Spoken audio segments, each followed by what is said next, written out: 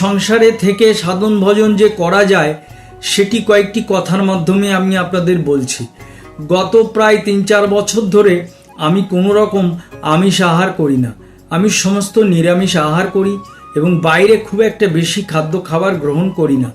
এবং আমি গুরুদেবের যে এই যে ব্রহ্মচর্য বিষয়ে যে উপদেশগুলো আছে তার মধ্যে কিছু উপদেশ মানার চেষ্টা করছি। যেমন ধরুন, আমি কোনো রকম খাট পালঙ্গ বা ইত্যাদির ওপর শুই না। আমি গরমকালে মেঝেতে মাদুর পেতে সেখানে শুই এবং ঠান্ডার সময় হয়তো একটা গদি ব্যবহার করি। এবং আমি কোনো রকম খাদ্য মানে বিশেষ করে মাছ মাংস ডিম ইত্যাদি এগুলো তো খাইও না, ছুঁইও না। এবং গুরুদেবের যে নির্দেশ আছে যে সত্য সেবা নীতি ধর্ম, এই যে 4টি বিষয় এটি আমি মাথায় রেখে চলি।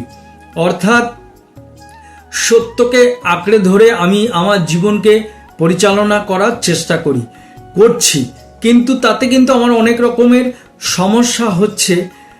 যেরকম ধরুন, যখনই আপনি সত্য পথে যাবেন, সত্যকে আঁকড়ে ধরবেন, বিশেষ করে আজকের দিনে আপনাকে অনেক রকমের সমস্যার সম্মুখীন হতে হবে।